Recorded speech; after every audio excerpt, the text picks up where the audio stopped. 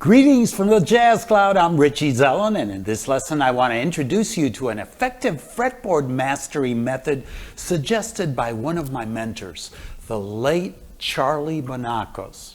For those not familiar with him, although he was a pianist, his students played a variety of other instruments. And among his guitar students were Mike Stern, the late Vic Juris, and many other great players. And he used to say to many of us guitarists when we started out, you already know how to play vertically, that is, staying in position. So as an exercise, he'd ask us to practice improvising across just one string at a time.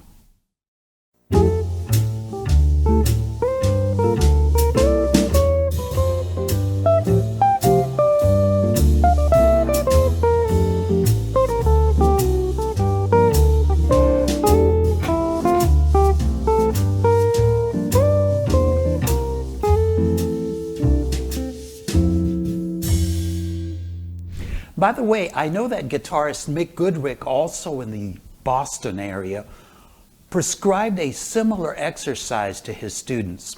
However, I've heard throughout the years that Jim Hall was one of the pioneers of this system.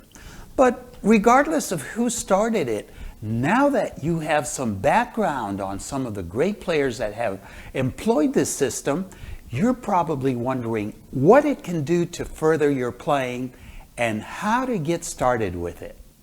But please keep in mind that to benefit from the step-by-step exercises I am going to introduce you to, it is helpful to first have a working knowledge of positional playing. And I say this because, in a nutshell, this is a system to connect the vertical fingerings in each position in order to be able to move horizontally across the fretboard seamlessly. Now, many of us have a fear of fretboard heights when starting out. We have trouble literally visualizing the entire scale in a linear fashion across any given string. And this often keeps us stuck in a limited range.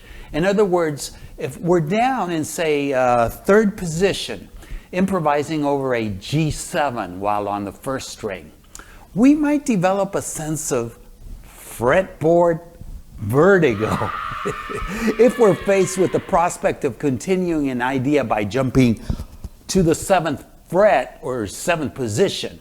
And so we think, oh, what if I don't make it and hit the wrong note? I'm not exactly sure where that interval is way up there. So now that you know the cure to that fretboard vertigo, which forces you to solo in a limited range, we can get started with the remedy. So Dr. Richie here recommends that you first employ the key of F major and start with an F Ionian or natural major scale. And this is always a good starting point because F is the first note on the first string, first fret, and as such will enable you to easier visualize the full scale in order across the entire fretboard.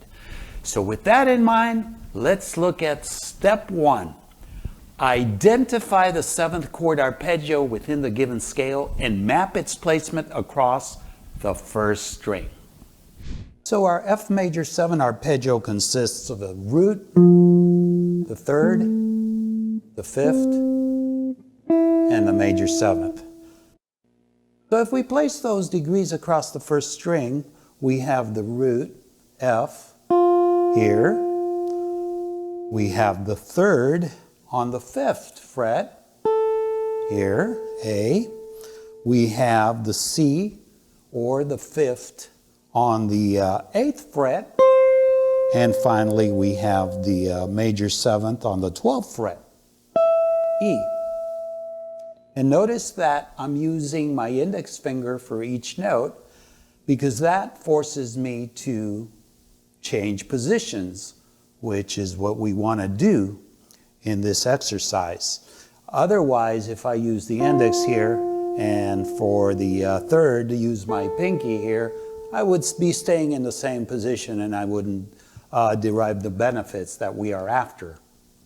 Step 2, Identify and add the remaining scale degrees accessible within each position.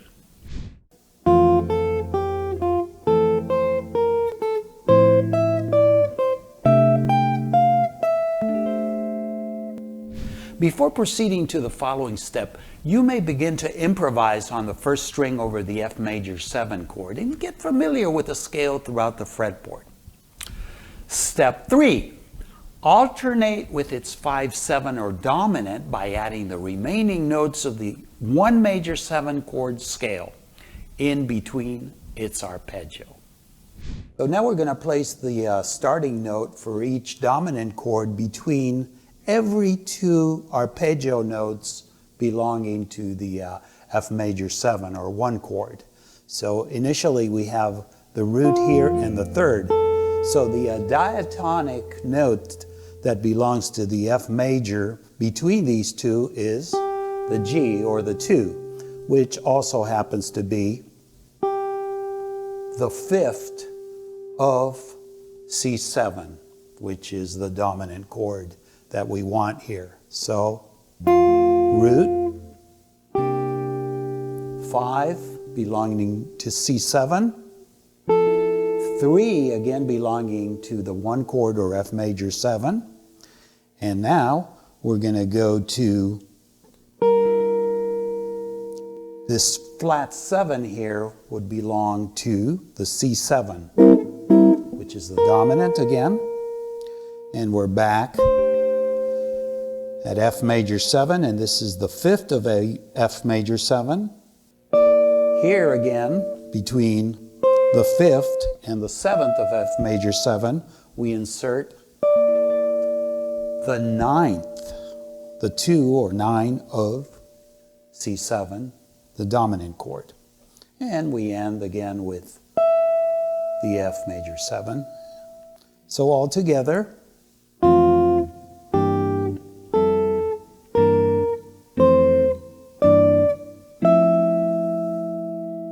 and before I proceed with step 4, I want you to know that you have the option to download a special study package I have prepared for this lesson from my website. That is jazzguitar.richiezellon.com/premium.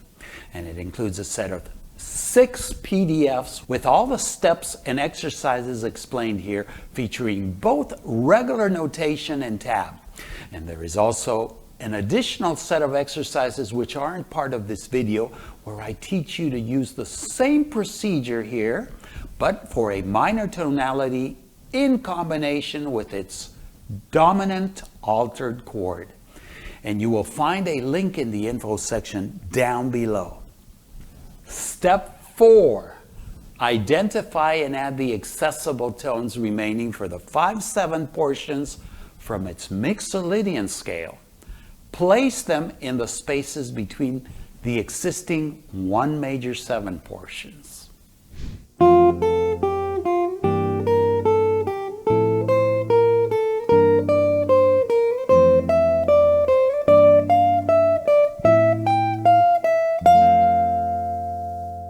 Step 5. Using a backing track, improvise across the fretboard, ascending and descending until you are comfortable combining the different positions within the 1 major 7 to 5/7 back to 1 major 7 progression.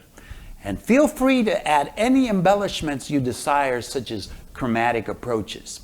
Also, note that you may add the 2 minor 7 to precede the 5/7 chord in your backing track. And if doing so, you may improvise over the 5/7 Mixolydian portions over the G minor 7 that precedes the C7.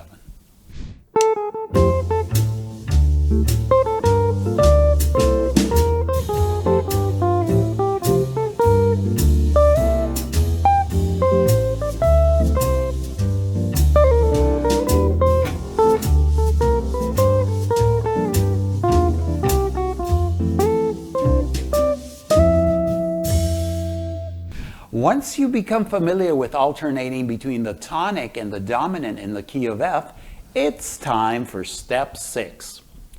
Rearrange your fretboard mapping of the 1 major 7 to 5/7 positions to fit different keys.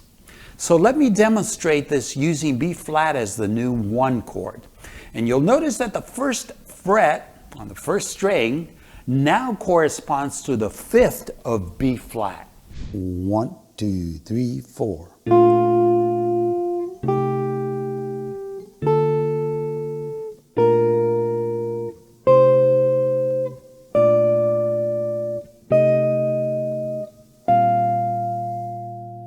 And now for the final step, we take this whole concept up to an entire new level. Step number 7, incorporate the 2nd string using a similar procedure. And in the following demonstration, I am going to simply add the accessible notes on the 2nd string for each of the positions in the initial F major 7 to C7 mapping that we have looked at.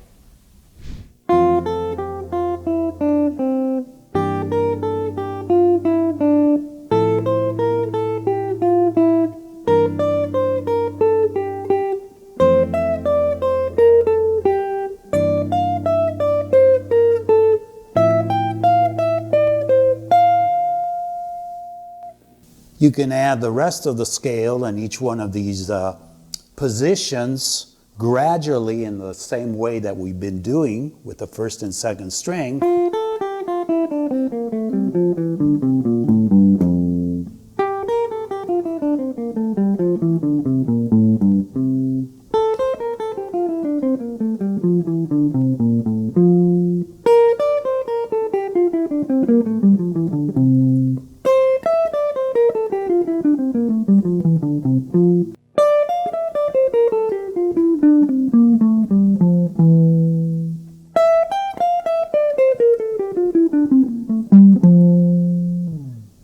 And after this, you should practice improvising over the first 2 strings using the progression prescribed in step 5.